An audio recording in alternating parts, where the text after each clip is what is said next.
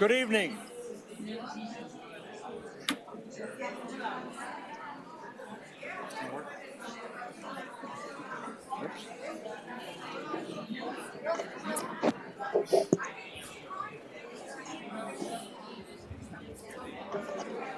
You broke it, you buy it, Justo. I already broke the mic. Good evening.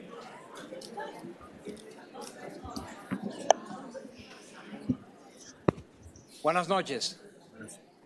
Welcome to this mayoral debate.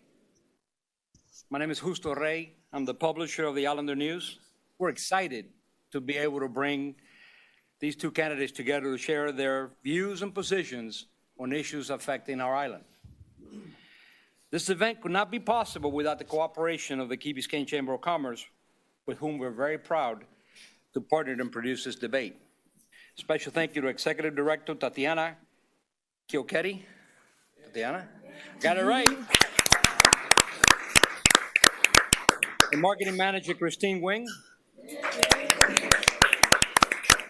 Thank you, ladies, for the hard work organizing this event and keeping us all on task. We hope our residents find this debate useful in making your decisions November 6th. Our moderator this evening is Howard Greenberg. One thing I need to tell you, if you do not like the way I handle my publisher's duty, take it up with Howard. Since as one of my dearest mentors, he taught me all the tricks of the trade. HG is a graduate of the University of Miami and the former publisher of the South Florida Sun-Sentinel. Howard was also president of the Florida Media Group. In that role, he managed the Sun-Sentinel, the Orlando Sentinel as publisher, and WSFL TV Channel 33 as general manager. Today, Howard's president of the Media Guy, a media optimization company he launched and a senior advisor to the Algon Group Financial out of Atlanta. Howard, thanks for joining us this evening. Okay, Justo, thank you. Now I would like to invite Mark Freed to lead us in the invocation. We stand. Stand. Good evening. Let us pray. Blessed art thou, O Lord our God, ruler of the universe, who created heaven and earth. We thank you for gathering the waters into one area that allowed dry land to appear. We thank you that among the dry land you created the southernmost barrier island on the east coast of this continent, our island paradise, Key Biscayne, with all of its beauty and its ability to allow us, past, present, and future, to reside on it. May you bless the leaders of the great United States of America, the great state of Florida, the village of Key Biscayne, to apply their knowledge, gather their wisdom, and find the courage to make the difficult and maybe unpopular decisions that will benefit our community and our surrounding marine environment. May they, all together with the forces of nature, protect all life on our island and in the ocean and bay surrounding it. May you bless us, those who are present, our loved ones, our neighbors, our police, fire, and municipal employees, mayor, council members, and the candidates here tonight with good health. We are grateful for the food we receive that nourishes our minds, bodies, and souls to give service above self. Amen. Stay standing for the pledge. Thank you, Mark. Now I would like to invite Lieutenant Brian Kimmerer to lead us in the Pledge of Allegiance. Lieutenant.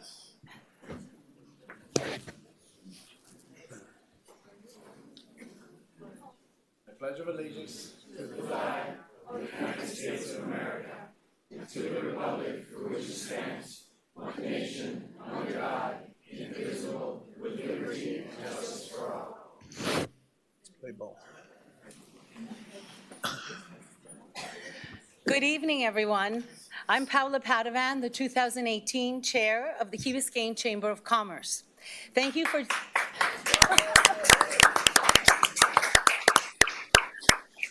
Thank you so much for joining us this evening for the Village of Key Biscayne's 2018 mayoral debate hosted by the Islander News and the Key Biscayne Chamber. It's so nice to see such a full house.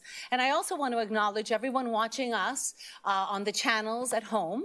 And a special welcome to everyone at Rat Radio's watch party at Novecento. Have one for us. And now I'm delighted to formally introduce the two excellent candidates who are running for mayor of Key Biscayne. From left to right, we have Michael W. Davey.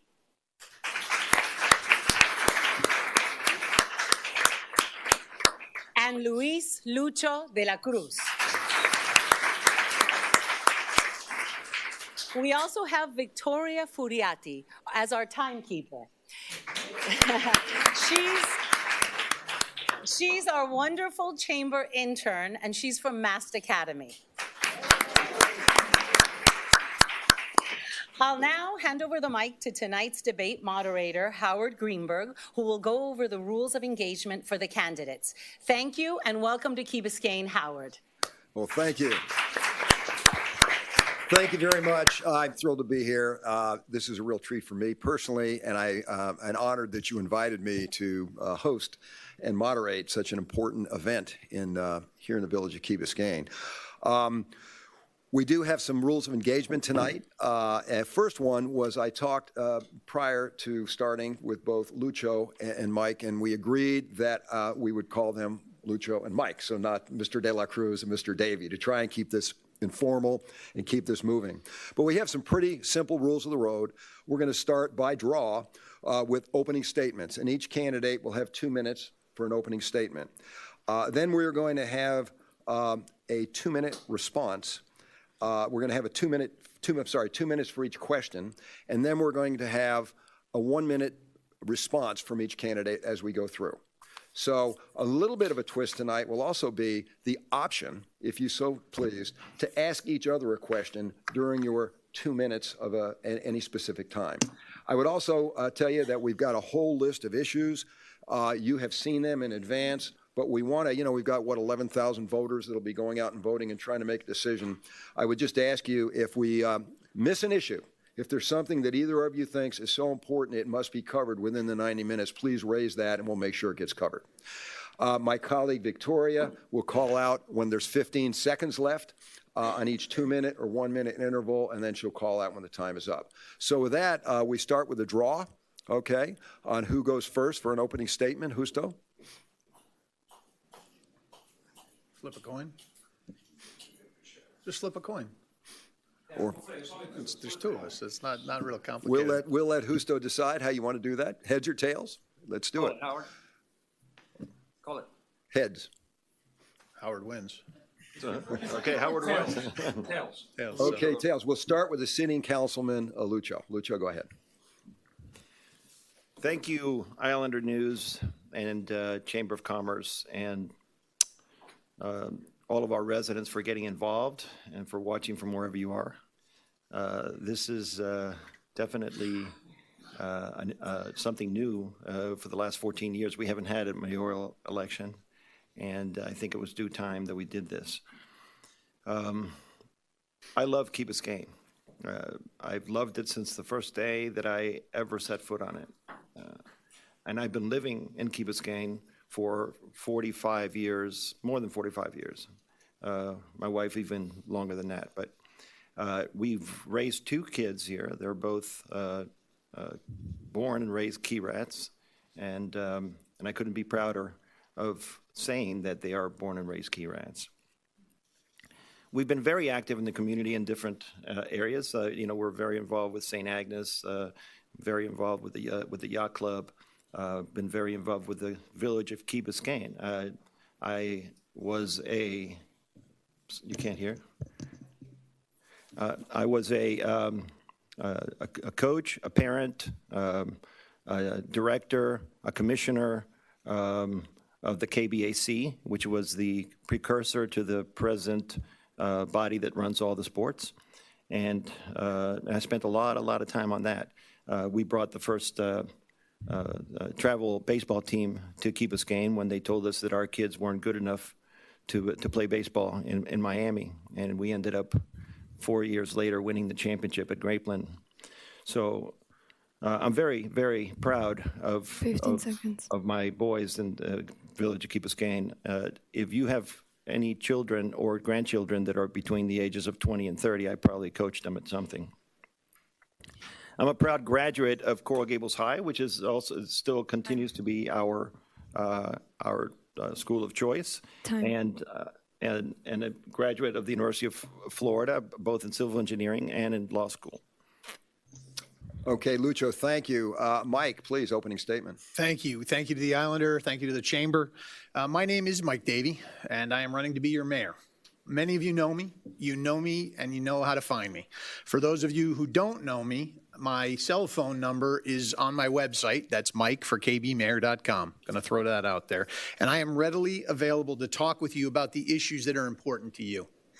The second I moved to Key Biscayne, I fell in love with this place. And I've been passionate about making it a better place for all of us. That's why I ran for council in 2006 and served for 8 years. And during those 8 years, I was honored to be elected vice mayor twice by my fellow council members. We did not always agree, but we got a lot of things done by coming together, putting our egos to the side, and trying to decide and do what was best for the community. Unfortunately, during the past 4 years, the council has not been as effective as it needed to be. And part of that is because certain council members were more concerned with their personal agendas and their egos than building something as a team. There are 3 people returning to council. I know that I can work with each one of them. There are 5 candidates for the 3 open seats. I know that I can work with each one of them as well. Heck, Ed London and I, when we served together, rarely agreed on any issue.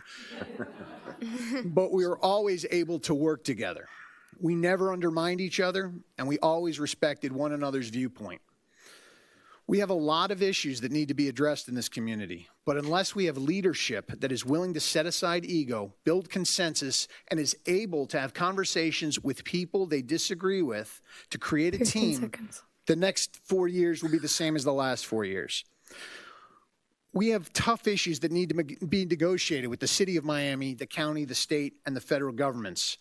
And if they know that we are divided and they can pit us against one another, we will not get what we need from those negotiations. My name's Mike Davey. Thank you. Thank you, Mike. Appreciate that.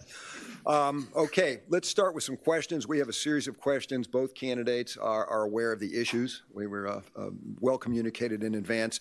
So, Mike, I think we're going to start with you. Okay. And one that is a pretty hot topic is utilities, specifically buried utilities. Question is, do you support it? And if you do support it, how are you going to deal with the disruption? How are you going to pay for it? So you're well, I think I am in favor of the undergrounding of the utilities. I think most of the people on the island see it as an issue that we have to address.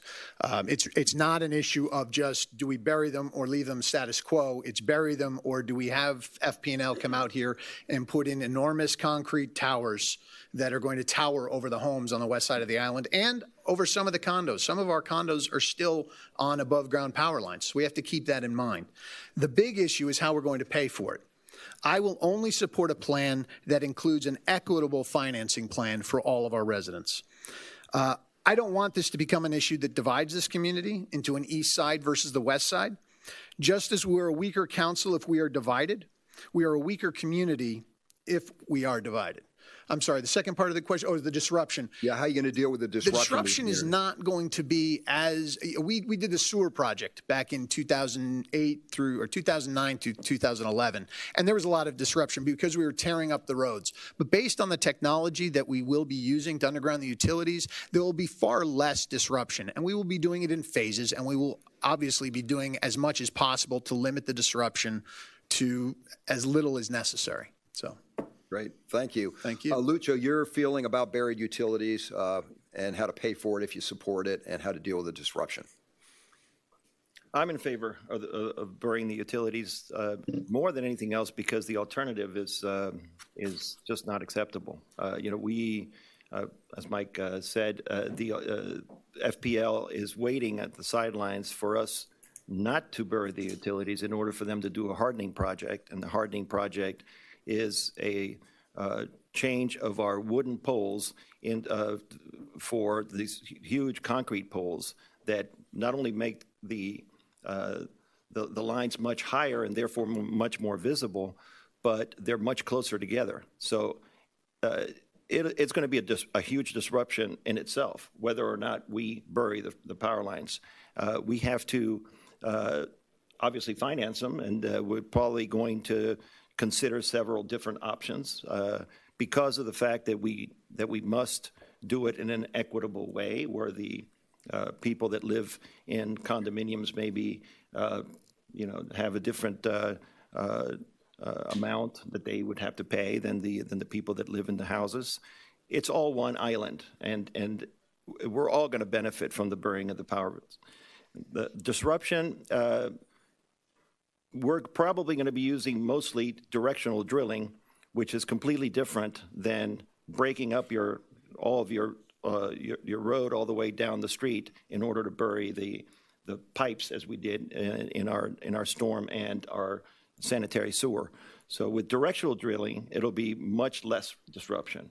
I favor basically doing it very quick rather than phasing it over many years, because if not, you just extend the disruption as opposed to getting it done as quickly as possible. So that's where we are. I think we both agree on this, and I think most of the people in Key Biscayne agree on this.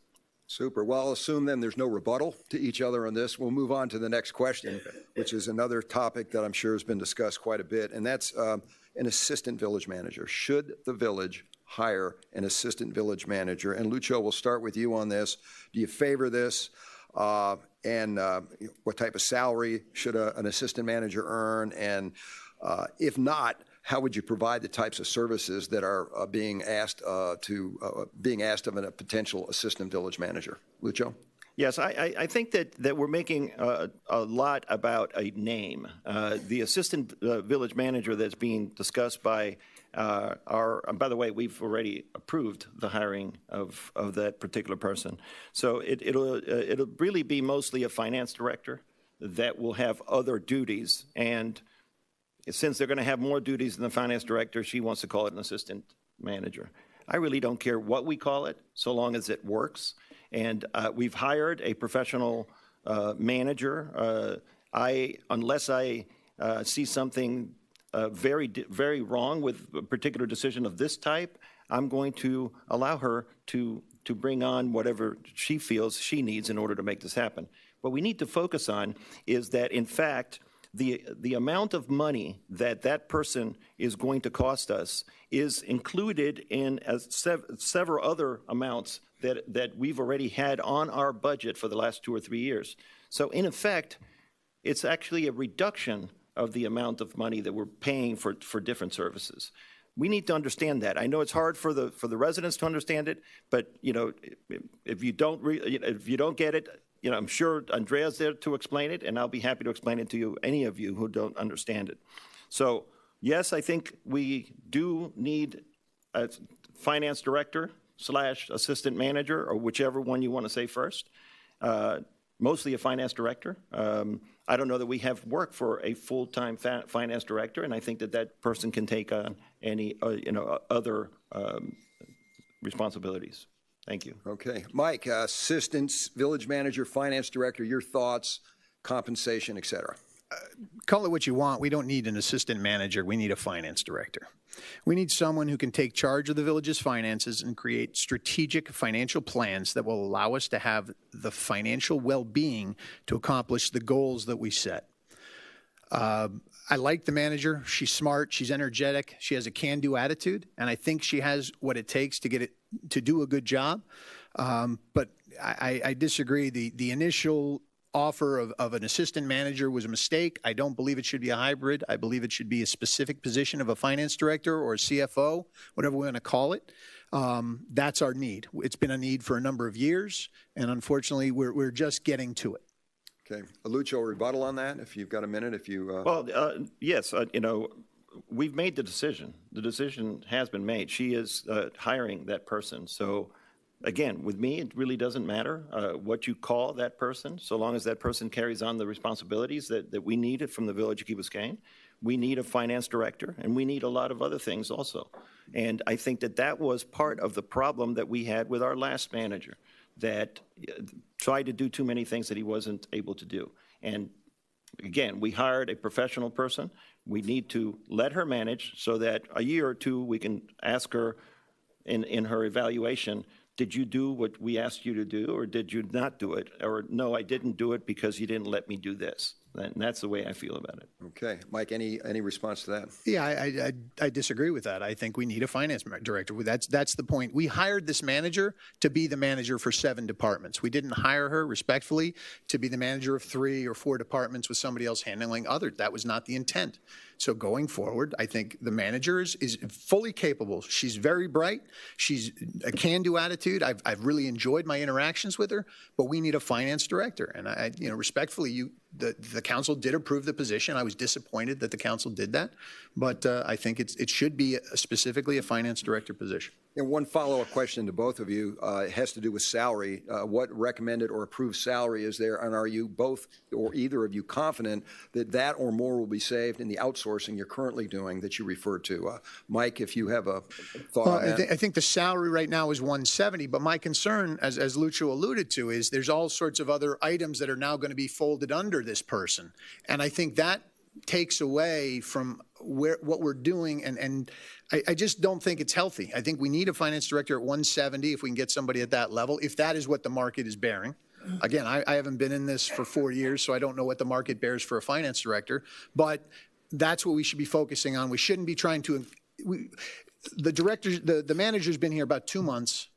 I really respect how hard she's been working, but the finance director should be the priority. And if in a year or so she decides that she thinks she needs an assistant manager and she comes to council and says this is why, then I think that's fine.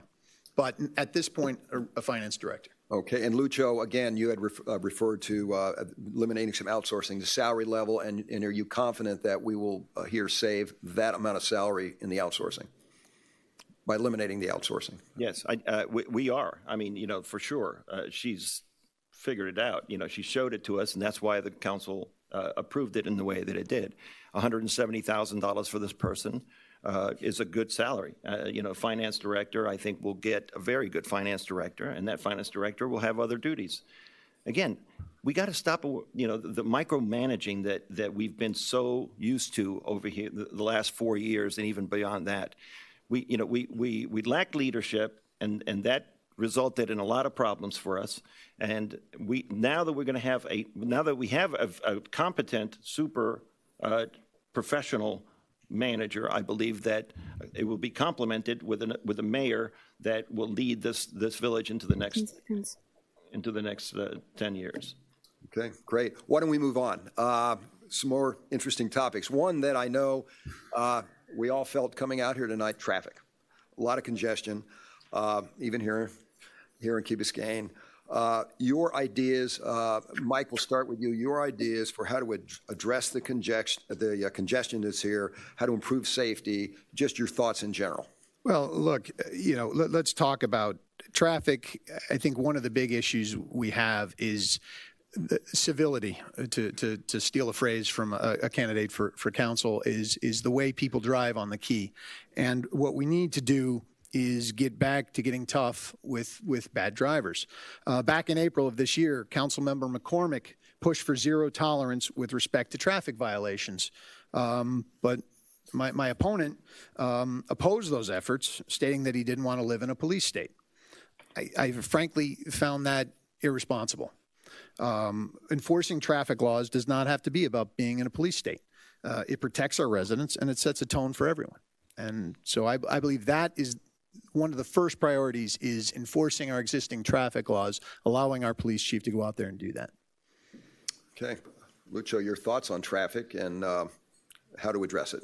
Okay, so I was responsible for bringing to Key Biscayne the smart lights that are being installed on Crandon. I went, we were always in the waiting list for the installation of these smart lights and interactive lights that learn the traffic and such. And we ended up finding out that our priority was on the bottom of the list of like 15 other intersections. So, and that was going to take another 4 or 5 years before we were going to be able to have those lights. So I took it upon myself to go speak with the people at Miami-Dade. You know, it's probably something that our manager probably should have been involved in, but, you know, we had to do it. And I went with the chief of police, and we sat down, and we made a deal with Miami-Dade County where we agreed to finance the installation of the smart lights, and they were going to pay us back at the time that that it was our turn on the priority list in order to be installed. So that was one important thing, I think, that we did in order to reduce the traffic here. I am absolutely in favor of more enforcement for, I don't really understand, you know, the allegation that I'm not for it. Yesterday I had a conference call with the manager and our police chief, and I told them that I just want to pass on to you all that in all these forums and all the different things that I'm attending and all the people that are calling me up and all the conversations that I'm having, one of the most important topics is enforcement of our traffic laws, and I am absolutely 100% in favor of enforcement of the traffic laws. So it doesn't have to be a police state, just enforce the traffic laws. This is not what we're trying to do. Mike, any comments? Well, I guess my first comment is back on the allegation is not an allegation; it's a fact. It's a recorded meeting, Lucho. I mean, you said on April 24th, when Councilmember McCormick pushed for enforcement, stronger enforcement, you said you opposed it, and you said you didn't want to live in a police state, right? Are you asking? Is that correct? Yeah. I don't remember ever opposing anything that the police chief was supposed to enforce. Absolutely not.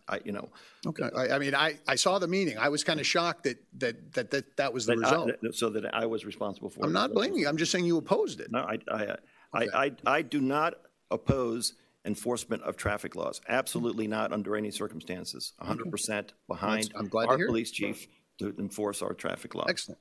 And I had a meeting with them yesterday in particular about this. And then the second point is about the smart lights. And respectfully, you know, I think I allowed you for trying to move this forward, but this election is not about what we need to do. It's about how we do it. And the problem that arises in the smart lights is what's been going on for the past 4 years. We had two competing plans and nothing got done. You had your plan and Myra had her plan. Nothing got done and the village lost. You know, and we need a new approach. We need a council that is going to function as a team to get things done. Lucho, response to that? Yeah, that's just totally inaccurate, but I'm not going to argue with him about this. You know, we can look at the record in the council and find out what we're doing. I worked out the deal with Miami-Dade County. The mayor decided she wanted to ask our state lobbyist to go get us money from our governor. We didn't really need the money because we were going to get paid the money back, but we did that. We got the money. Then we had to wait until the budget was not vetoed by the governor in order to be able to purchase the smart lights. So, you know, I'm not going to get in the attacking situation. So if that's what he wants to do, that's not about attacking. Him. But it really isn't. Bottom line is, we did it. It's being installed. The only thing that delays the installation is the normal Miami-Dade County permitting process. So it's unfortunate, but that's where it's at. All right. Well, obviously a hot topic, and at least we both have you agreeing that enforcement's absolutely a top priority. Absolutely. Why don't we move on? Another subject that is near and dear to everybody here, all throughout South Florida, specifically here in Key Biscayne, is sea level rise. A couple of questions on this, and we'll start. Mike, we'll start with you on this. What steps do you think the village needs to take to prepare?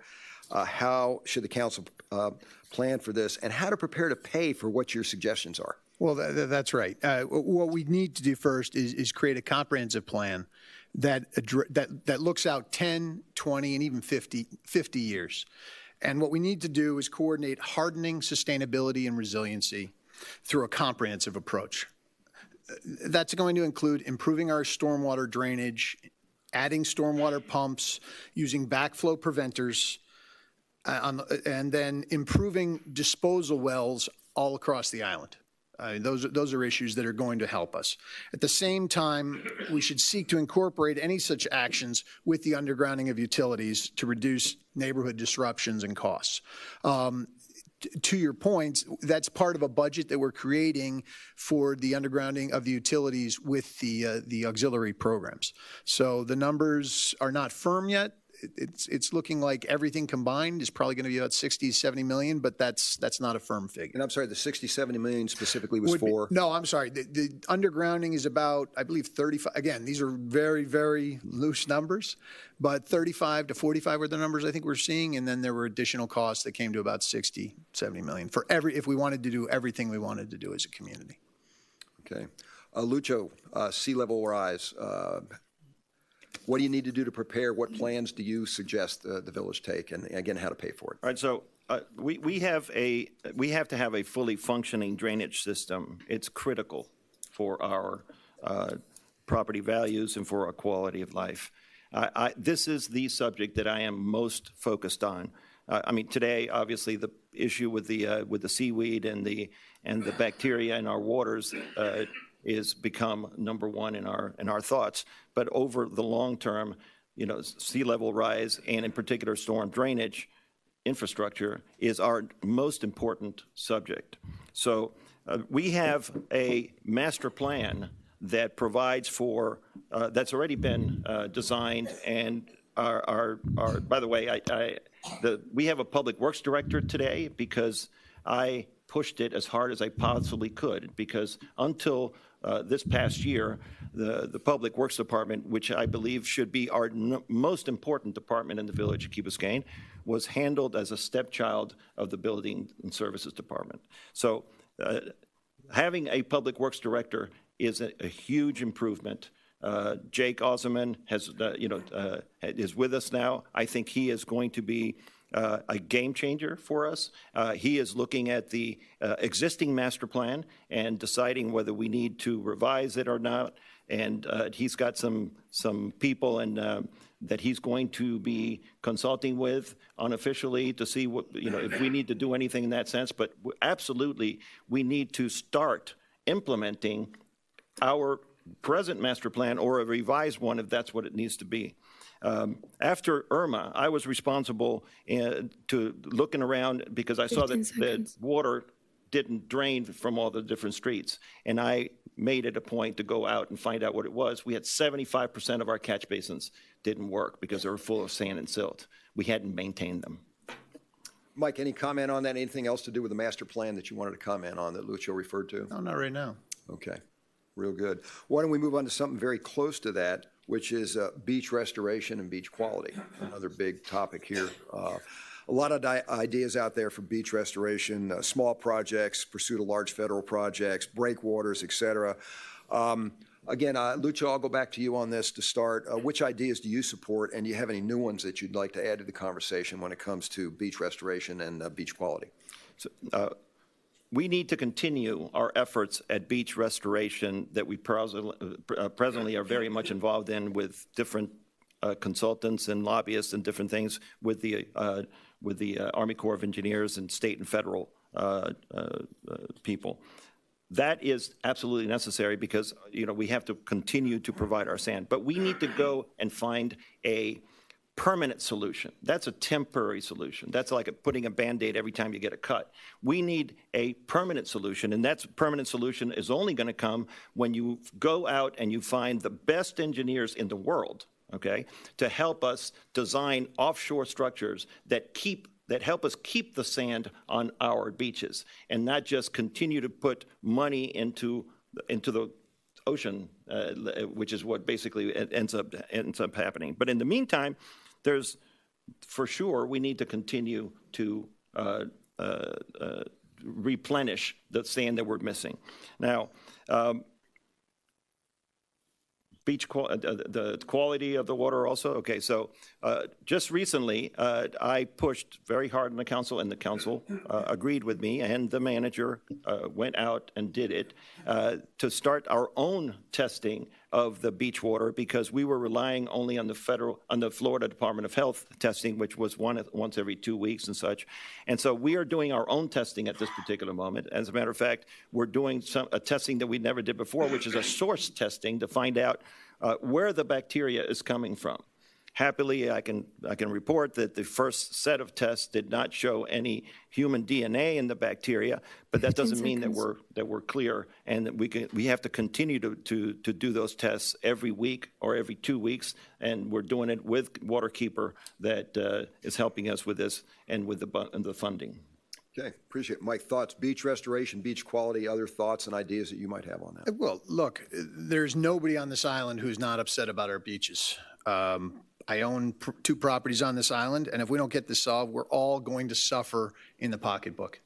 And we're making progress. Okay, Councilmember Gross has made some positive strides with the Army Corps of Engineers.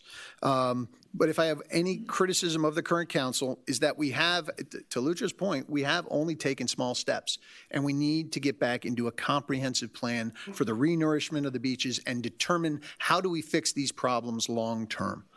And that's what we really haven't done, and we need to get back to that. To do that, we need to have a strong, united council, and we cannot be divided or working across purposes. We've got to come together, and we've got to be moving it as a community to get it done.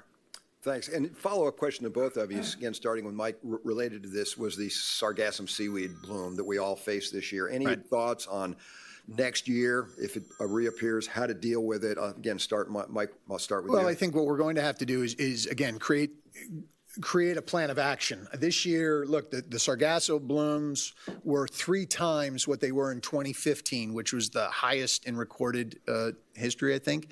And so it was pretty oppressive. And we have a difficult issue because we can't just take it up off the beach and ship it out. You need permits, and it's also not environmentally friendly to do that. It takes sand away from the beach. We should be working with the county to find a place, let it dry out, and let residents used to take it and use it as mulch here. They used to use it as fertilizer. But one resident came up to me the other day. He said, you can actually, if you clean it properly, you can sell it to farms as feed. So there are options, there are opportunities here, and I think we should be looking at those before next season creeps up on us. But we have to start now.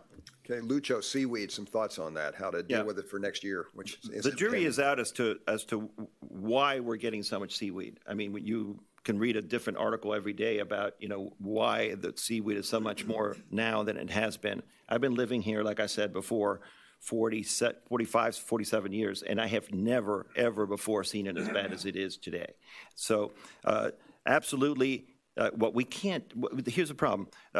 We've been, up till now, we've been taking the seaweed and burying it in the sand.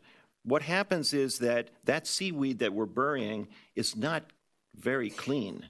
As a matter of fact, it's mostly full of sometimes wood, but a lot of plastic. And so residents were coming to me and saying, that seaweed that they are picking up and burying contains plastic in it. So here I am thinking, oh my God, what we're doing is basically, because the seaweed will decompose and everything else in it, even wood will decompose, but then all you got left is plastic, and we're building a layer of plastic under our regular sand. So that's not acceptable. We have a lot of community involvement in this. Just last week, I got together some people that wanted to bring the young athletes to go out to the beach and pick through the seaweed and pick up the plastic and such. But that's not going to be perfect, And I encourage that more than anything else. It's community building. It's a wonderful thing for the community to do, to go out there and take pride in their beaches, especially the young athletes, for which we do a lot, with regards to fields and sports and such. So continue to work on that. And find a way. We are, as a matter of fact, trucking it out now. We're starting to truck the seaweed out, and I think we're going to have to do that if it continues to be in the amount that it is. Okay, and any rebuttal on that at all, Mike? Or not so much a rebuttal. I think I do commend all the people who go out and work on our beaches and clean our beaches. You got Manny Rionda with the Fill-A-Bag program. You got Andrew Otazo, who's hauling stuff out of Crandon Beach all the time, and local residents are going down and trying. But we need as a government, we've got to have a plan in place. And I do agree, it may take buying a machine that can actually filter out the plastics so that we can use this for other purposes, and then getting rid of the plastics. Plastics in our ocean are a tremendous problem, and we have to be doing better as a community on making sure that plastics are not getting into our waterways. But that's really all I need to say about that. Okay. Lucio, any other follow-up on that at all before we move on? No, other than to continue to encourage the community involvement, it's a wonderful thing. I mean, I've been out there. I walk from my house to Bear Cut and to the lighthouse every Saturday morning. I know exactly what the story is with regards to our beach on the weekends anyway. I don't do it during the week, but you know, it is incredible how bad the situation is, especially towards the north end of Crandon Park. We need to continue to encourage our community. There's a new initiative for the Crandon beaches that are starting with the guys that are involved with the kiteboarding and such. We've got our, like I said before, our soccer program that is starting now and bringing the kids out to clean the beaches. We need to continue to do that, and hopefully the seaweed will take a break at some point. Okay. Just real Last quick, thought, Mike? my daughter's watching, so I want to make sure Mia Davey was also out there on those beaches cleaning up. So I need to get that out there. Thank you, Mia. That's a personal plug. Otherwise, I can't go home That's tonight. all right. Well, that's good. All right, let's move on. Another issue, land acquisition. Mike, we'll start with you on this. What do you think the Key's greatest needs are? How do you think the village should acquire land? And if the village can acquire land, what would you do with those properties? I get 2 minutes for that? You got 2 minutes. Great. Look, this village has never regretted an investment in capital improvements. I am generally in favor. I think we're talking about the entry block right now, and I am generally in favor of purchasing the entry block. But I want to make a specific point. The current owners paid top dollar for that land, and that land has significant limitations, and the village will not bail them out. We will pay fair value. We have a lot of needs and priorities, and the entry block can be very useful for some of those needs. We can talk about how we want to use that land, if we want to be for a library, for a passive park, for an assisted living facility, or something else. But I will not pay more than fair value for that land. And that's what I have to say about that. Okay.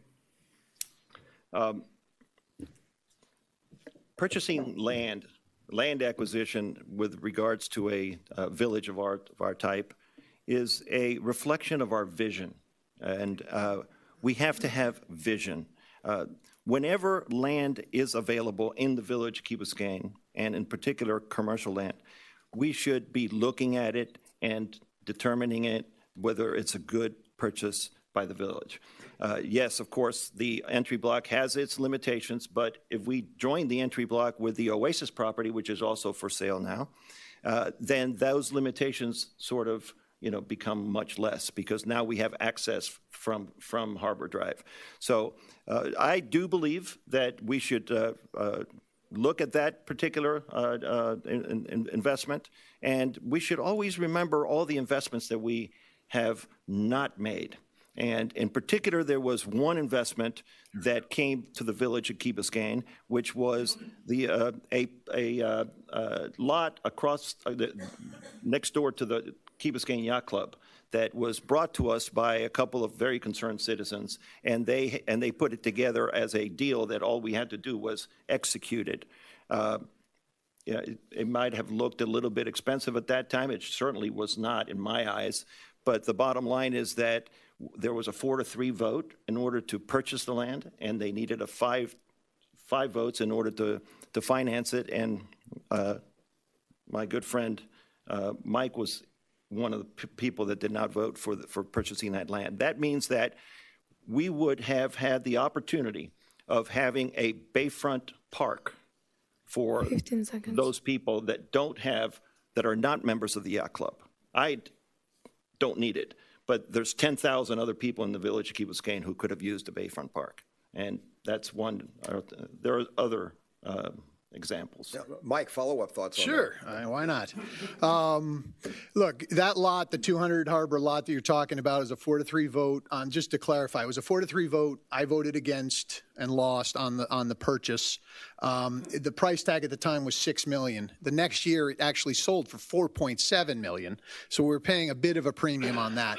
But regardless of that, I will say that my mistake on that, and look, I was being fiscally responsible, which is my job when I get taxpayer money. And at the time, I didn't believe it was a prudent purchase for the village of Key Biscayne. And looking back, should we have done it?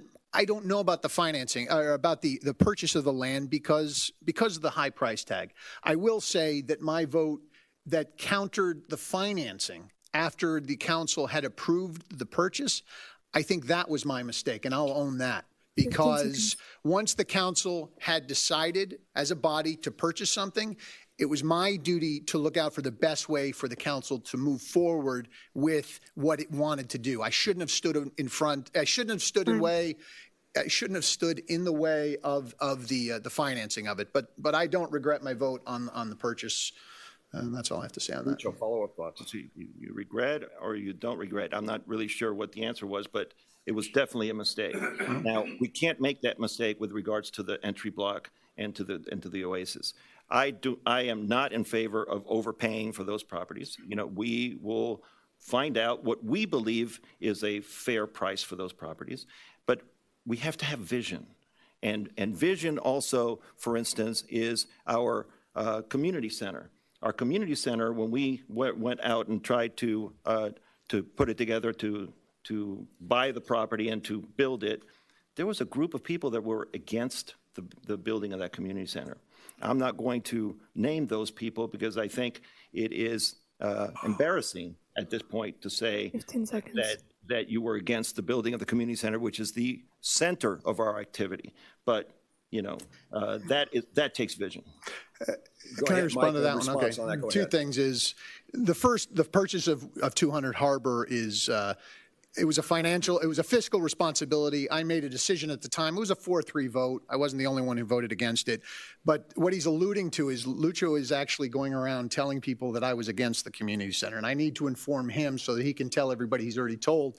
I actually wasn't living here when that vote was, I'm sorry, I wasn't living here when they decided to file the referendum issue, and I wasn't a registered voter when it happened, when the vote happened on May 20th, 2003. If you look in the records, I registered to vote July 2nd, 2003. I wasn't here. I am angry at my parents that I wasn't here, but I wasn't living here yet. So for all the people you're telling I was against the community center, that's not correct. I'm trying to help you correct the issue. If you could go and explain to people that I wasn't against it, I'd really appreciate it. Lucho, last follow-up before we move on. Yes. I didn't make that up. I mean, who did? People came to me and who came to you? Who came to you and is telling you things about me that are lies? I'm not going to. Well, why don't we do this? Why don't we save that? Excuse me, Howard. I really, my name and my honor, I'm not lying here, and I'm telling you the truth. I didn't vote against it. I wasn't against it. And I want to know, if people were telling you this, then why didn't you come to me and ask me, hey, Mike, did you vote against the community center? All right, Lucho, last thoughts, because we want to move on. There's some other, and we can get back to this in closing statements. Any other thoughts? First of all, I didn't mention his name when I said But you're telling people right, in the community, Lucho. We'll save this for closing arguments or another day, because we got too many other subjects, and I got a feeling we could spend the rest of the night on this. So, but community center was mentioned, and that brings us to the next topic, which is recreational facilities. Okay, which is another big topic about expanding the community center, a new library, a cultural center, a performing space. Two questions to each of you, and Lucho, we'll start with you on this. It's a dual question. What would be your long-term vision on this? But then short-term and realistically, what do you think we can do now financially and logistically? So long-term, short-term. Go ahead. Yeah. Well, we just finished a small expansion of the community center, which I called it a Band-Aid, and the only reason I voted for that when it came up is because I was assured by my other council members that we were going to proceed with the real expansion of the community center. The community center needs to be the size that it was designed to be at the time that the people brought the lawsuit against those that were trying to build the community center, and the referendum, which, by the way, was a resounding success for the village of Key Biscayne because it was, I think, 65 to 35 when it was finally tallied. So we need to expand the community center. We need to do several other things in the village of Key Biscayne. We have a lot of capital improvement projects that we're going to have to stop and think, where in the priority list are these going to fall? For me, the community center is one of the top priorities. It may not be the top priority. More important than that is the storm drainage facilities, no question about it. And the beach renourishment, but the community center expansion has to happen. You know, our kids, if you go out there during volleyball season or basketball season, there's just not one inch of space in that place, and it all happened because of lack of vision of certain people that forced our people that were in charge of building the community center to settle and to reduce the size in order to try to to make it happen. Vision is what this is all about. Vision and getting things done. Okay, we have to look at the entry block that way. We have to look at every other opportunity that comes before us in that way. Okay, Mike, recreational facilities, if you have a long-term vision, but also a short-term vision, a short-term idea on logistically how we'd pay for the things we can do now, and then long-term, where do you see us going? Well, ideally, in this last budget, I would have liked for us to have put a little bit more money toward the new expansion, but we'll deal with that next year. We did, as Lucha said, we expanded the community center quite a bit. I think those new rooms are working out very well, and as he said, the spaces are packed. I mean, I'm in there, and it's crowded, and it's awesome that we have a community center, and I love it. And I've always loved it, just for the record. But I use it regularly. I see how busy it is. We need to get moving on, as he said, on the expansion. But we also have to plan. There's a whole bunch of moving parts here. We've got, if we're going to expand the swimming pool, which I use, we're going to have to figure out, it may intrude into the Village Green. So we really got to be careful with how we do these things because they do have long-term implications. And I think we should be looking at everything comprehensively to get it done. But of course, I'm certainly in favor of the community center expansion. Okay, a follow-up question on this to both of you. Mike, we'll start with you. We know the community center is something near and dear to everybody here, but what about a new library, a cultural center, a more performing space, recreational center? There are other things, topics that people bring up. We'd like to hear your thoughts on those beyond the community center. Look, these are things I think in our community we want. We have limited space. We live on a mile by a mile and a quarter. So there's limited space where we can put things. We're going to need to prioritize. The idea of a new library has been floated. People worked on it. Councilmember Gross, Vice Mayor Kaplan had worked on it. Former Councilmember Cliff Brody had also worked on it. But I think what we need to do is we need to get up to 30,000 feet and look down and say, okay, this is what we have. These are the things we need. Where are we going to put these? How are they going to work? If we're going to do a cultural center and a library, are we going to work with the school district to redo that school? Are we going to create new school? And I know schools are another subject we'll get into, but we have to work comprehensively. Are we going to use the entry block for a library or something else? But it's all got to fit together. If we're going to move forward, this 2040 vision plan and the committee that should be formed for it should be looking to decide or looking to give us suggestions as to how we should be setting these things up. Because we have a lot of needs. I would love to see a cultural center. The Crossbridge Church just put in a new facility for performances, and they're crushing it. Apparently last weekend they had an amazing opera performance. I think it would be incredible if we could get local or we could get international talent to come in here. I mean, we can do that. We're that kind of community, but we need a place for them to be and to perform. Okay, and Lucho, same, beyond the cultural center, beyond the community center, cultural center, library, other recreational facilities that you'd like to see happen, and how might you pay for them? I love the idea of a cultural center. I'm not sure that I would call it a library. It will have a lab. It would have a library part to it, but the least that it would probably be a library. It would be a historical society center. It could help, have more room for our active seniors to be able to use part of a library. We have a couple of issues that we need to determine at council level. How are we going to accomplish this? Because the project that's being that I've seen being shown about is a significant size project. And so it would not fit in the present location where the library is. The only way that I see being able to do that is by opting out of the Miami-Dade library system and be able to use the money that we pay for the library in order to run another center. I've got to tell you, I mean, I love the plans. You know, they're magnificent. You know, can they be done at the entry block? Possibly. Could they be done at 530 Crandon, which is across the street from here? Possibly. This is something that this new present council is going to have to determine, and it needs, and we need leadership and vision in order to get it done. Now, maybe we don't do a huge cultural center. Maybe we decide we just fix the library where it presently is. There's a lot of questions that the public needs to tell us what they want, because at the end of the day, it's all about the public and the residents. Okay, Mike, any other thoughts on that before we move on? No, let's go on. Real good. Thank you. You mentioned schools.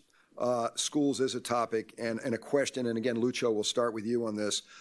What are your solutions for providing safe transit to Mast Academy? Ooh. And what do you see as the biggest needs as the village's public schools, Mast and the Key Biscayne K-8 Center?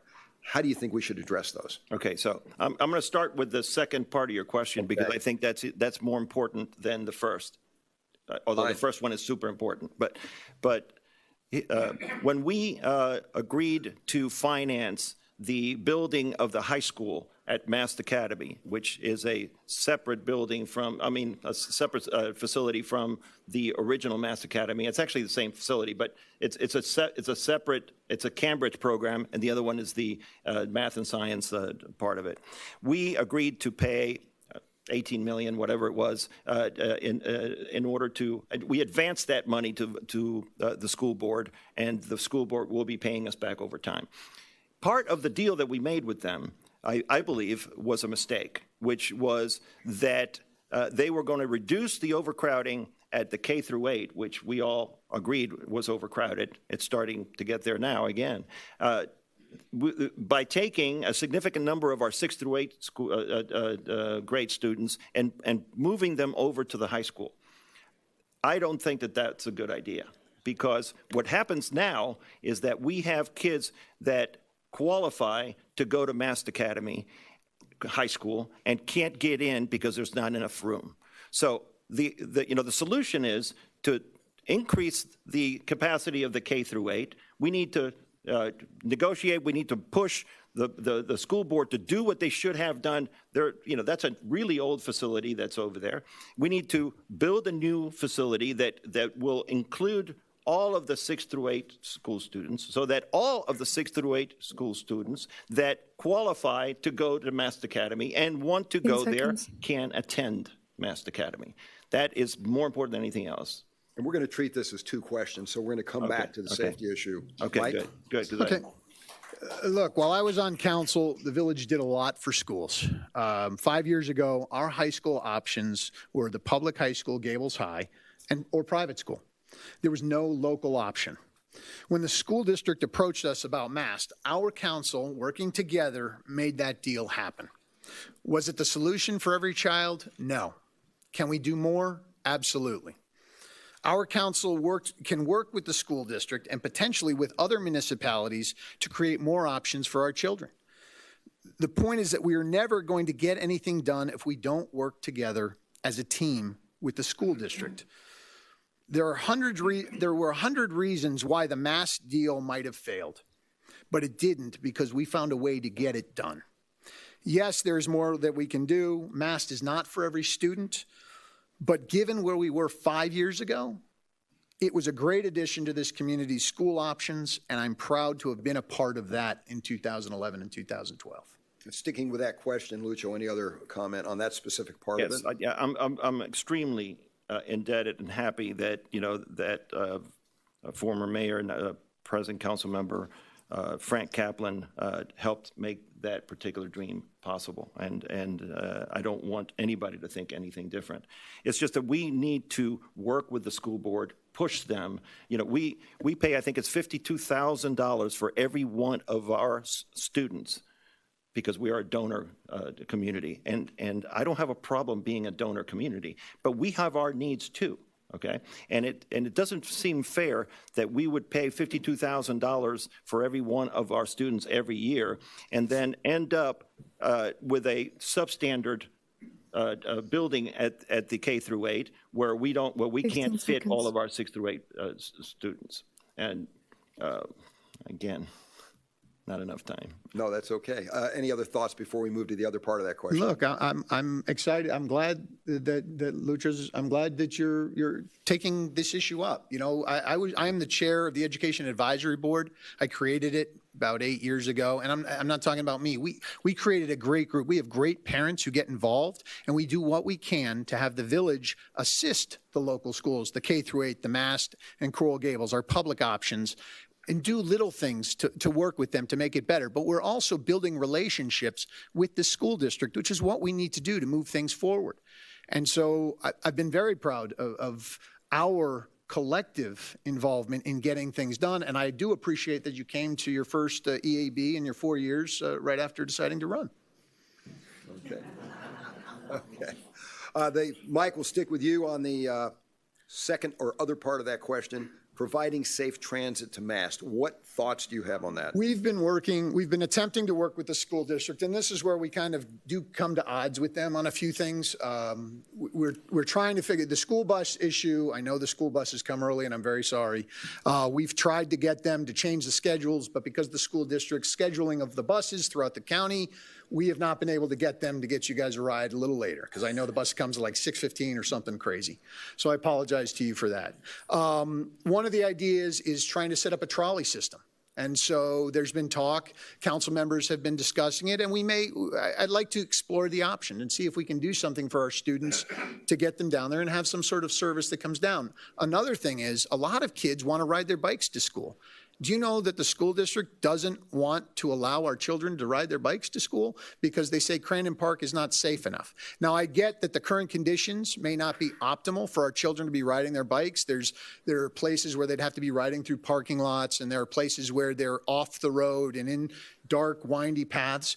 But if we as a village work together with Miami-Dade County and the Matheson family who controls the master plan for Crandon Park, I think we can get something done that's good for all our residents. So we're allowing our kids who want to ride bicycles to school, and we're not letting them. That to me sounds a little crazy. So I think we need to work and get that accomplished for our students. Lucho, safety transit to school. Yeah, the issue of the buses is a little bit more complicated than we have discussed so far, because it's not a need school. The Mast Academy, the school board technically doesn't have to provide bus service to it. So we in the Village of Key Biscayne have to do whatever we need to do in order to get our kids to Mast Academy, hopefully with buses, because the traffic that forms out there in Mast Academy in the mornings when all the parents, even though they're sharing rides and such, it's not a good situation. So we need to provide whatever buses it is, even if it's going to cost us some money, okay? That's part of what we should be talking about next year in the budget in order to get our kids to Mast Academy. I am absolutely 100% for finding a way for the kids to be able to ride their bikes. I am for their kids riding their bikes everywhere. I'm for the adults in the Village of Key Biscayne riding their bikes. We need to become much more pedestrian, much more bicycle riders if we want to do anything about our traffic. And that's the first step. So getting our kids, giving them an opportunity, making it safe for them to be able to go there, putting guards or whatever it takes, we need to work on that this year. No, we can't let it keep going because we keep talking about it and not doing anything, either at the advisory board or anything else. We need to get it done. Just point of order. The advisory board doesn't drive the bus, no pun intended. The council, you've been on council for years. Well, you're pointing at the advisory board like we're responsible for this, and that's kind of crazy. You don't think so? Lucho. Why don't you focus on I'm talking to you. But focus on the solution rather than on Well, attacking me. you just made it that it's the advisory board's fault. The council needs to work together. It's nobody's, let's just try and find a solution. That's kind of my point to you. Let's work together to find solutions, not point fingers and say it was the advisory board's fault. It wasn't. The advisory board is trying to do what they can do. And Lucio, you have a minute to respond to that if you like. I said a little quip at the end of my whole discussion about the advisory board. It wasn't the advisory board's fault that the kids can't get to school, if that's what he wanted me to clarify. I appreciate it. The bottom line is we need to fix it. We need to, we need to stop accusing each other of things and attacking each other and work together, as you so much want to do, in order to get things done. Okay? Thank you. That's what the bottom line here is. Instead of sitting up here, and this is Key Biscayne. This is not. I'm not going to mention other municipalities, but you know what I'm talking about. We don't need to be doing this, okay? We need to be looking for solutions. We need to have vision. We need to look at things that way every time we have an opportunity. And let's fix the problem of getting the kids to school, and let's take it upon ourselves to do it. Great. Okay. Okay, let's switch gears. And I'm going to start with Lucio, and this, as a sitting councilman, I'll ask you this question. It's been suggested that possibly time management from time to time is an issue at council meetings, and that the meetings could be more productive. So, as mayor, how would you deal with that problem? What would you do about it? If you think it's a problem. It absolutely used to be a problem. I can give you an update on that.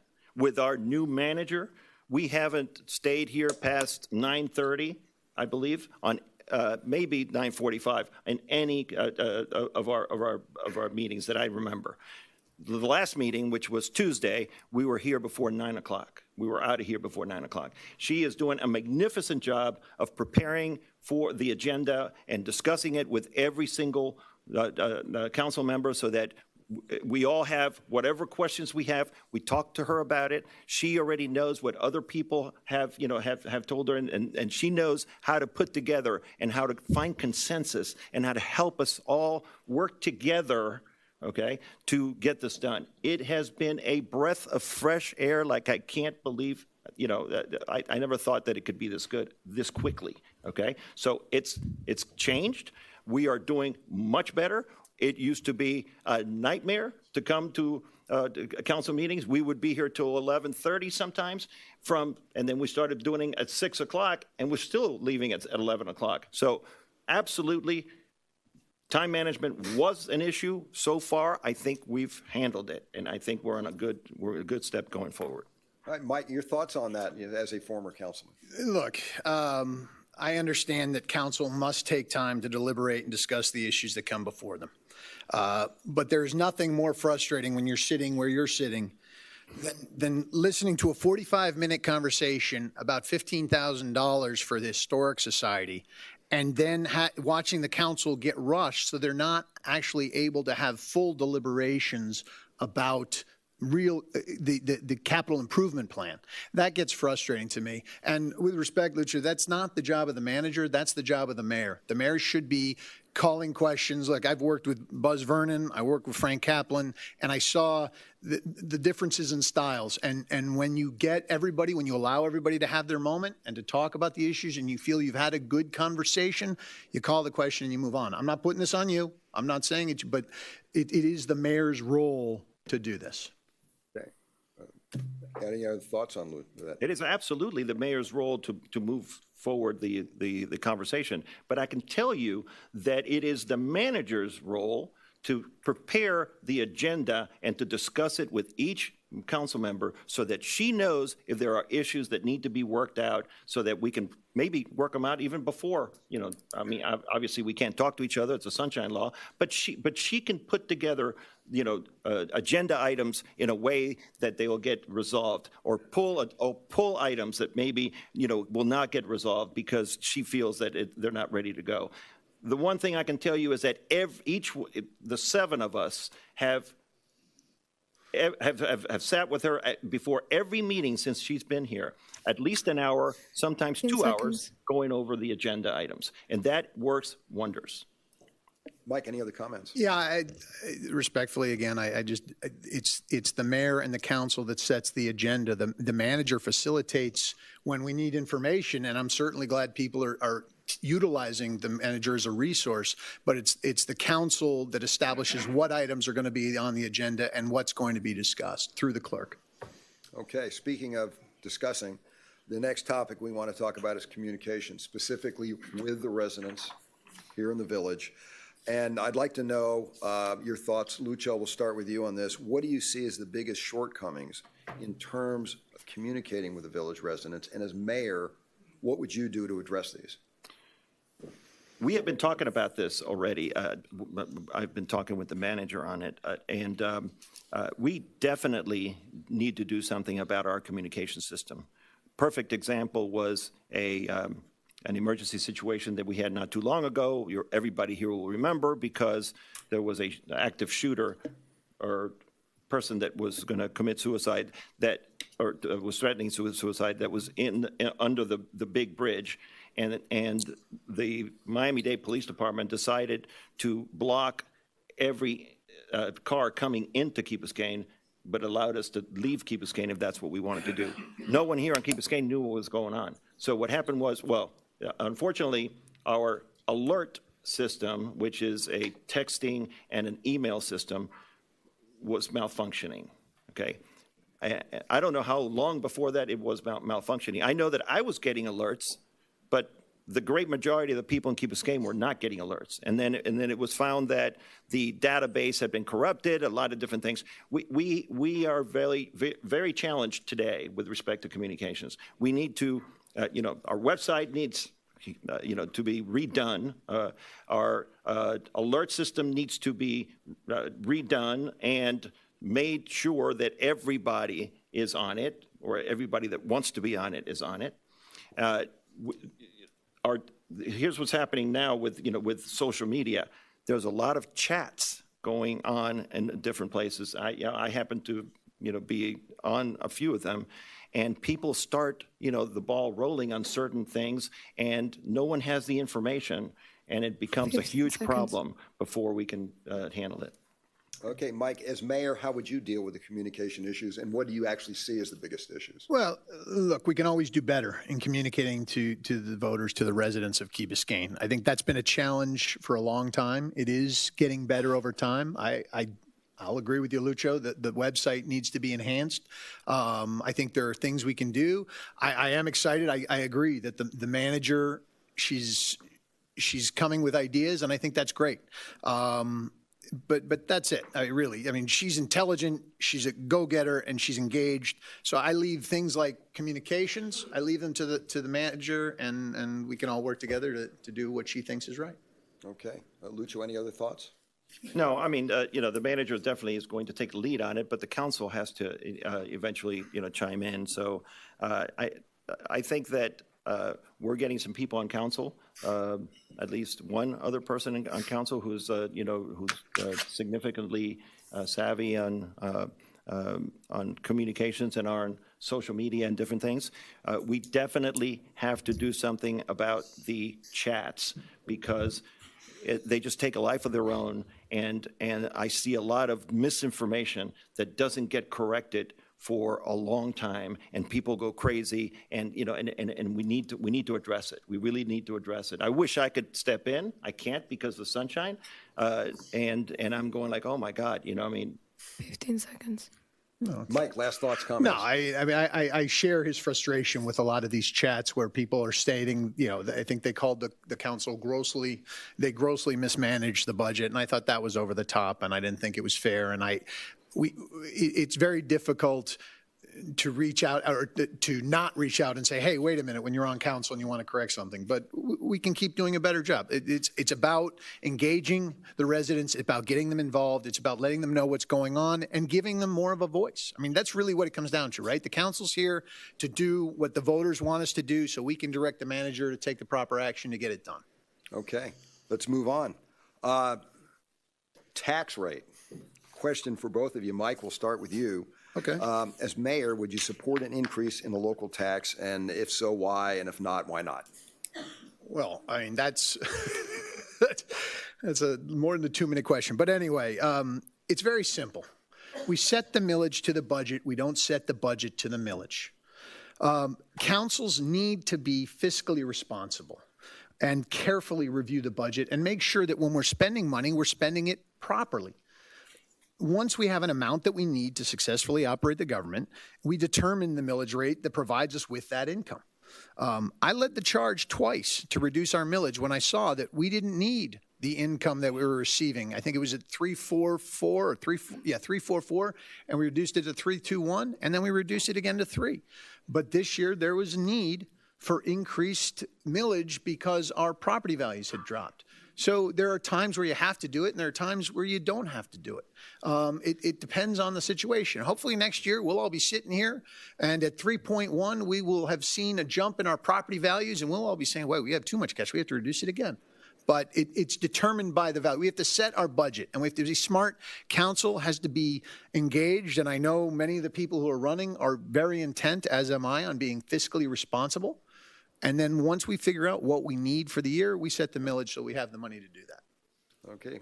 Lucho, tax rate, yes or no increase, and why? Okay, well, I'm on the council, so, you know, we just finished voting a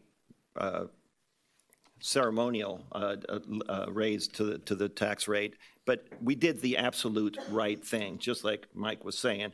We designed the millage based on our budget and not backwards, okay? So even though our values in Key Biscayne went down significantly from last year, I have an investment property here in Key Biscayne, and my taxable value went down 18% from last year. And it's not homesteaded, so that's a huge difference in the amount of money that is taxed. So absolutely, we need to design the millage from the budget and not the other way. That is exactly the way we did it this time. We didn't need to raise it more, even though the lowering of the values would have rationalized raising it more. We did not do that. Okay. For my homestead property, the 0.1 that we raised, I think, is effectively $50 more this year for taxes. So it's a minuscule raise, and I can assure you all that the reason that we had to do it was only to be able to meet the budget, not the other way around. Mike, any other thoughts on that? No, that's good. Okay, real good. Another subject, financial subject that I know is discussed a lot is pensions. So make this 2 parts. Lucho, we'll start with you on this. Do you think police and firefighter pensions are adequate? Are they too generous? Not enough? Your thoughts on specifically those pensions? Okay, so I do believe that today the police and fire pensions are adequate. They, at one point, were reduced significantly to the point that our police and fire pensions were the lowest in all of the municipalities that we compare ourselves to. So when we started this process of pension, it was very clear to me that no one on our council, or maybe 1 or 2 on our council, and there's 7 of us, really had a really strong grasp on how to do a pension analysis and how to get there. I am a technical guy. I'll read plans. I know storm drainage. I know everything about, I can do all of that kind of stuff, but pensions is not something that is my forte. So I kept coming to the executive sessions, and I kept realizing that nobody here really knew what was going on, except for maybe 1 or 2 of our council members. And I demanded that we hire somebody to help us, because our attorneys weren't being of much help, and our actuary wasn't helping much. So because I said, I'm not coming back to another one of these executive sessions unless we do this, I guess they figured that I was real about it, and we agreed to hire a very competent guy, and we put it in his hands, and he analyzed everything, and I personally spent a lot of time speaking with him and telling him, look, what I want to do, I don't want to be at the top, I don't want to be at the bottom, I want to be in the middle of our of our 15 pensions seconds. with regards to everybody else that has them. Okay, Mike, pensions specifically, firefighter and police pensions, adequate or not? Well, if we're getting and retaining good people, they're adequate. I know they've just gone through negotiations. Look, it's a tough process because you have to take a balanced approach. You need to balance the needs to be fiscally responsible against our need and want to have the best officers, public safety officers possible. So when you're doing that, you want to attract people, so you have to be within the market, and you want to keep those people, so you have to stay in the market. So I think right now we seem to have leveled off in terms of retention, which is a good thing. So I think it's adequate for right now. And a follow-up question to both of you, and Mike will start. Beyond police and firefighters, the rest of the village employees, how do you feel about the pensions? Is it fair to the employees? Is it fair to the taxpayers beyond police and fire? How do you mean that? Is it a fair pension? Is it for the rest of the staff, the rest of the team here in the village, beyond police and firefighters, the pension plan the village provides? Well, I think it's fair if they adopt. We all agreed to it. It's a collective bargaining agreement. So fair is sort of it depends on who you're talking to. Yeah, but I think it's fair. I think again, it's about retaining people, and it's about making sure we're fiscally responsible in doing so. And again, beyond the police and firefighters, Lucho, the rest. I think it's adequate. I think that we did the right thing. We took a lot of time on this. We hired the right people. We made the right. We asked the right questions.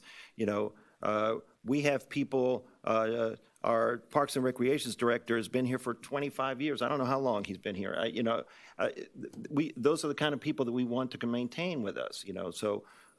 Yes, they're adequate. They're not huge. They're not low. They're adequate, and it's really probably where they should be. Okay, I'm going to ask one question without rebuttal, and then we're going to move into closing statements because we're right on mark here. But one question for both of you has to do with civility. How would you ensure meetings are run in a manner that is respectful and fair to everyone as mayor? Lucho, how would you do that? I'm sorry, can you repeat that? How would you ensure that meetings are run that are fair and respectful to everyone in the meeting? As mayor, how would you deal with Yes, well, I voted for and endorsed a civility resolution that we passed a little bit more than a year ago, and it was, I think, a 6-1 vote at that time. I think dysfunction happens when there's lack of leadership, okay? And we've had our trying times with respect to managing, with respect to a lot of different things. I don't know how to tell you this. I am happy to come to council meetings now. I am, it's not going to a ball game, but it certainly wasn't the painful experience that it was for a significant period of time. And so I think we've fixed the problems. I think I personally get along with all of my council members at this point. I work together with them on everything. I've been together with my law partner for 35 years. I've been married to my wife for a long time.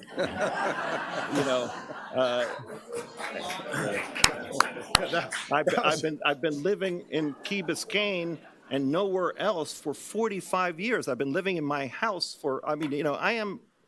I think those people that know me, a really stable person, so, I'm sure that there's other, ideas out there, and there's a narrative that's trying to say that that's not the case, but you'll have to make your own determination. I'm here. I've always been here. I'm not going anywhere.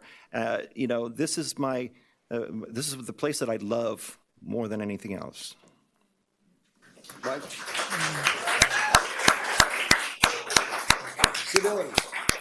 Keeping the meetings in order. Well, look, it was disappointing that the vice mayor felt it necessary to put forth a resolution. I mean, we should be operating in civility. We should be working together. We can have disagreements, but that doesn't mean, I go back to my Ed London point. If he didn't call me a certain name walking off the dais, I didn't do my job that night. But We could still go out and have a drink. We can still be a community together. We don't have to agree on everything, but we do have to get along. And we need a mayor who's going to listen and who's going to allow all forms of communication, all forms of conversation to be brought forward so that we can talk out issues. During the Sonesta, those of you who were involved at that point, it got heated and it got ugly up here. We had a lot of nights where people were yelling back and forth. We had a crowd that was split. Literally, the watchers were split. And you know what? We got through that because we are a strong community. And we work together. We can have fights up here, but at the end of the day, we come together and we work together. And that's the point. So, yes, civility up here is critical. And I think it needs to be, but it should go unsaid that we should be civil to one another up here and everywhere in this village. That's the point. 30 seconds. Yeah, well, I'm glad that he admitted that things can get heated up here, and we need to work it out. I mean, because really, the narrative that's being spun by Mike and some other people, it's just not acceptable. It shouldn't be. This is the village of Key Biscayne. This is where we live, where we practice, where we do 10 everything seconds. else. Yeah, and No, let's just open 30 seconds, and you will both have a closing statement. Quick question. What narrative am I running? I'm not going to repeat it. Well, no, I'm curious. I mean, respectfully, Lucio, when you came up and suggested that I was against the community center, I did challenge you on that. And I think that's a fair challenge when you're going around telling people that I was opposed to the community center when it's not a fact. I'm not the person that's doing that. So, I mean, I'm sorry to... You called. Okay. We're going to go into closing Thanks, statements, and you have that. Okay. That's good. A Justo coin flip. Winner gets to choose whether they want to go first or last on closing statement. Opposite, so who, Mike started it. No, Lucha started, right? Lucha started it. Seems like a while ago. Mike, go ahead. Closing statement. You can pick up right where you left off if you'd like. Look, we are entering a critical phase in this village's history. We have, unfortunately, for the past 4 years, sort of been sliding on the ice, and we're sliding out of gear. And we need to get back to that. We need to work together. We need to have a council up here. We don't have to agree. Those votes can be 4-3. They can be 6-1. But we need to be able to come together to be a united front. Whenever we're dealing with somebody outside, we can argue amongst ourselves all we want. But when we're going outside and we're talking to the city of Miami, we're talking to the county, we're talking to the state or the federal government, we have to be united here. We can't be working around one another to try and foster our own interests. We've got to work together up here. That's what I want to do. Ask anybody I've ever worked with on council. I do what I can to work with people, to listen to people, to be a facilitator, because that's the job that we are doing up here. That's the job of the mayor. And I promise you, if I am mayor, I will do that every single day that I am up here. I thank you very much for this opportunity, and I really would appreciate your support and your vote on November 6th.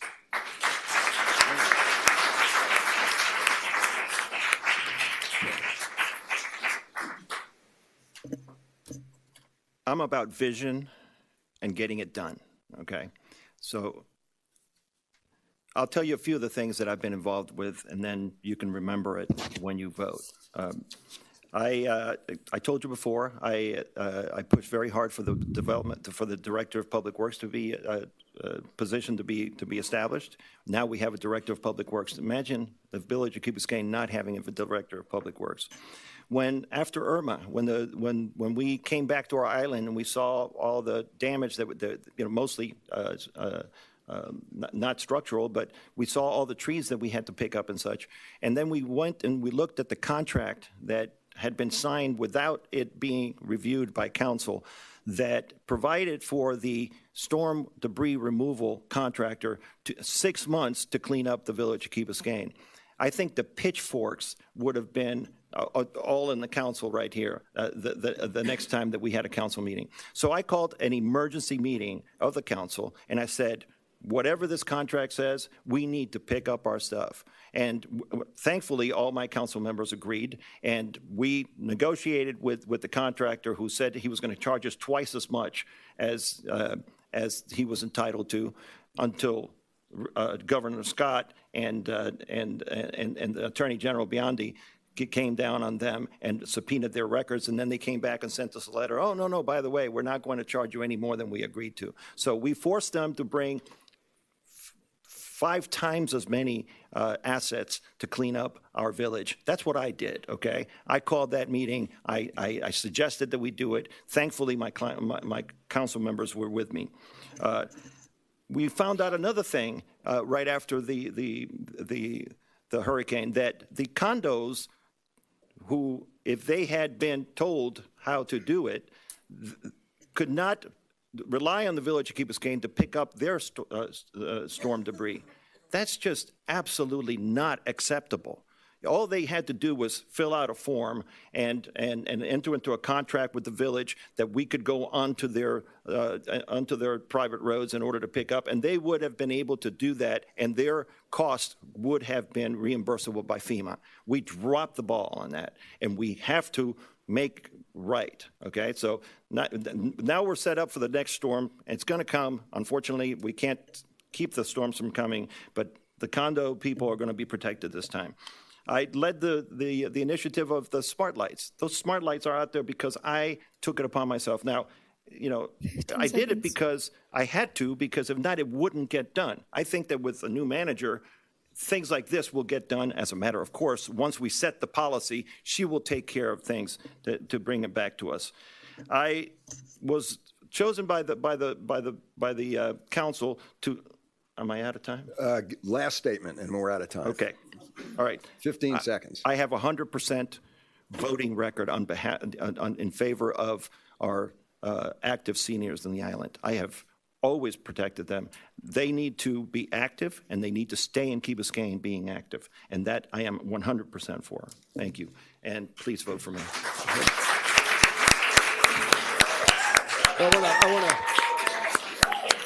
I just want to thank both candidates for being so well prepared, so professional, and my takeaway, I don't have a vote in this, is that the voters are going to have a tough time picking between 2 outstanding candidates that are going to do a great job of moving the village forward. So who's still with that? This comes to an end. Thank you both.